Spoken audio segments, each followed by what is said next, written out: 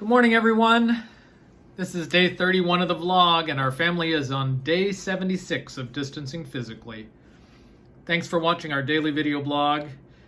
Today's daily prayer for peace country is Papua New Guinea.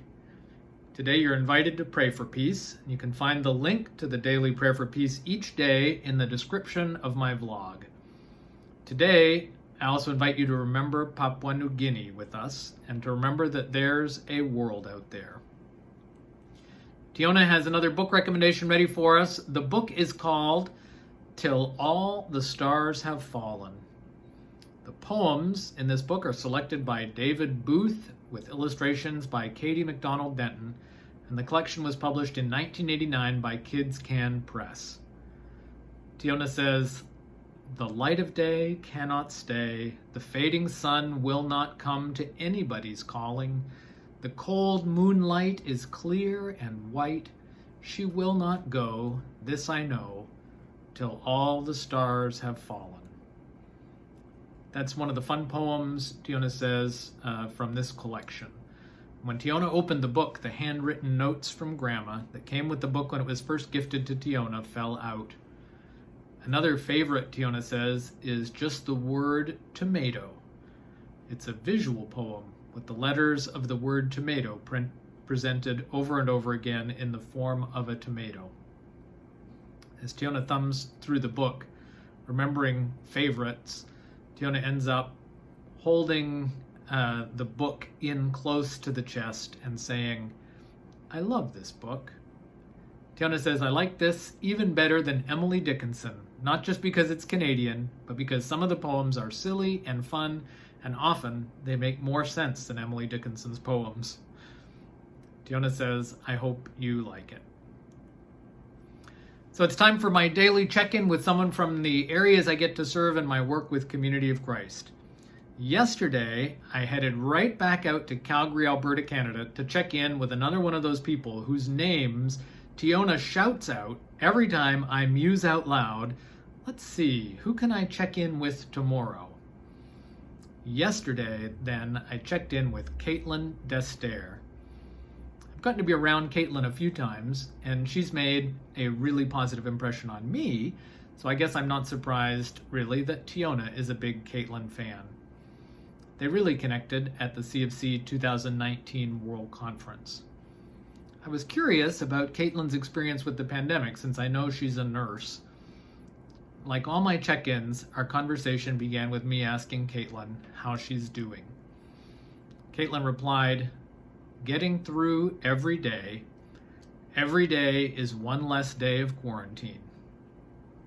But then, Caitlin plunged right into some very vulnerable sharing with me, with us, about what she's been going through. Caitlin said, "There are a lot of different contexts that go into my pandemic experience. First, I am a nurse. I moved from working in the newborn intensive care unit over to the adult intensive care in January."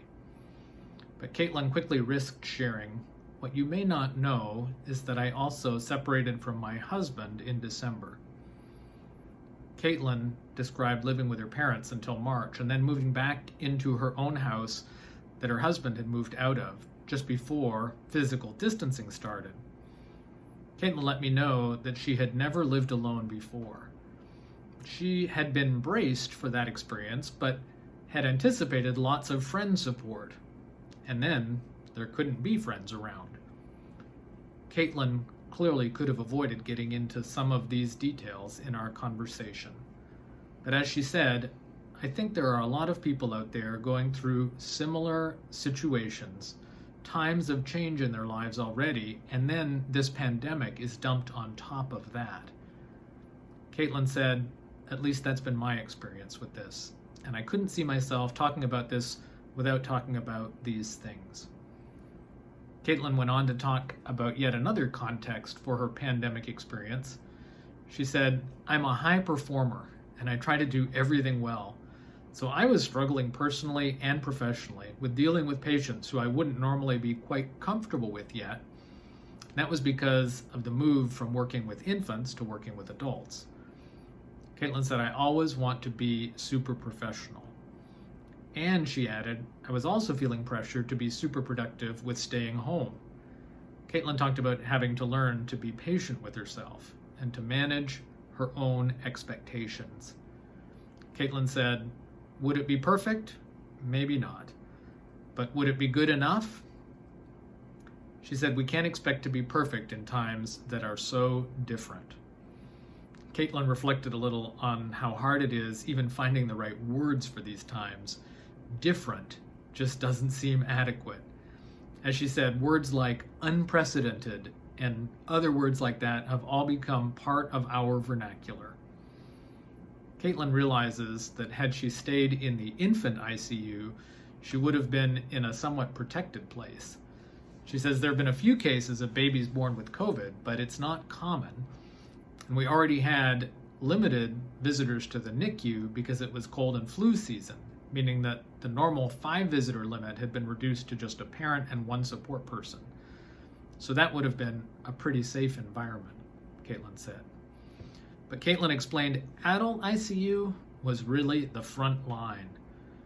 She educated me a little on the way their part of the hospital works. She said they're normally ready for 28 patients, but they had to be ready to receive up to 150. And plans were developed very, very quickly. They were getting information every day, and the velocity of it all could have led Caitlin to panic a little. One concern was that she was going to be asked to give directions relating to nurses coming in to help from other floors, even while she felt like she was still getting used to this new adult ICU job herself. She felt that maybe she didn't have the experience.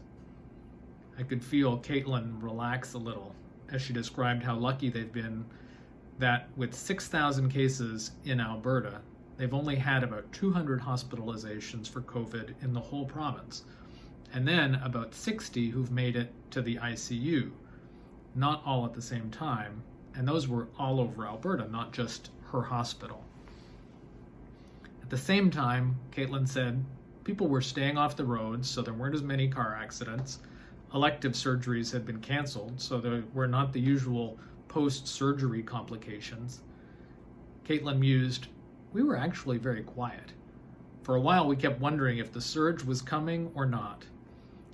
Caitlin says that things are kind of going back to normal now, with the ICU operating at a normal load. And, she says, because we've done it once before, we could be really quick to re-escalate our preparedness in case of another wave. Caitlin said that things are relaxing a little in Alberta. They can even now have outdoor gatherings of up to 50 people if physical distancing can be maintained. Reflecting on what they've been through, Caitlin offered, there were other centers that had more confirmed cases of COVID than we did. We handle, Caitlin said, the highest level of life support at our hospital, taking blood out of the body, oxygenating it, and putting it back in. We do that for Southern Alberta.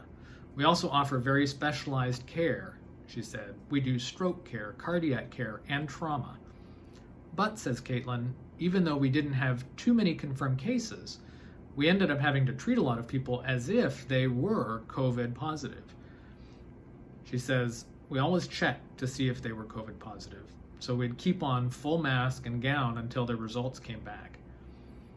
You can imagine that this was a very stressful time for Caitlin and for her team. Caitlin confirmed for the first few weeks, it was really, really tough. She says, I spent a lot of time on the phone with my mom and my sister, just really struggling. Caitlin says, I think people need to know that we healthcare workers are doing our jobs and doing what we need to do, but that doesn't mean we're not having a hard time. But it is what we do. We show up, we do our job, and if we're doing it right, we fall apart when we're at home. Although sometimes it happens at work, and that can be part of the job too.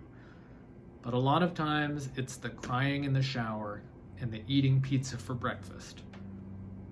Caitlin is grateful, she says. I couldn't have done it without the great support of friends and family.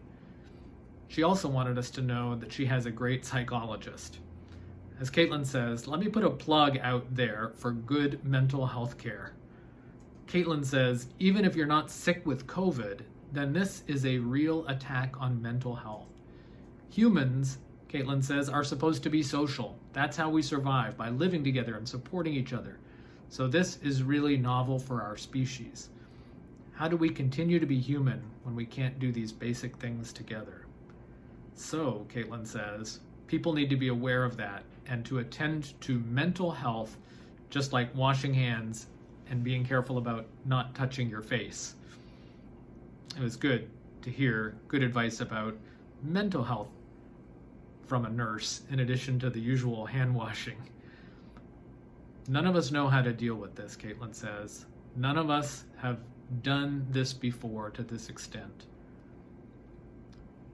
I asked about other things that Caitlin might have added to her routine during the pandemic.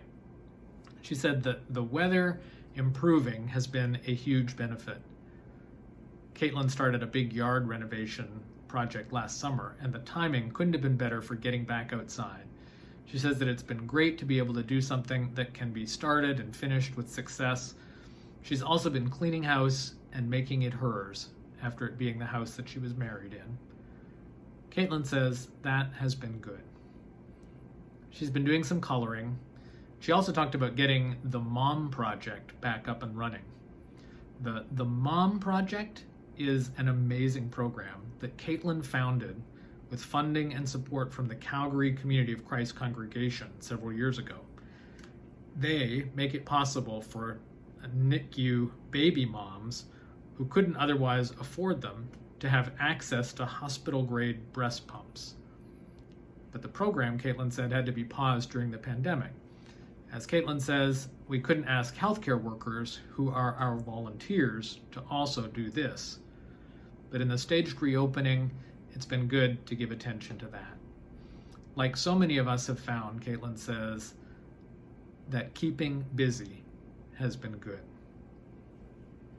At the beginning, Caitlin had felt herself getting kind of low, kind of vegging around. Now, every day she does some things in the yard or something for the Mom Project. Caitlin talked about learning from the pandemic and from going through a divorce that you have to be vulnerable.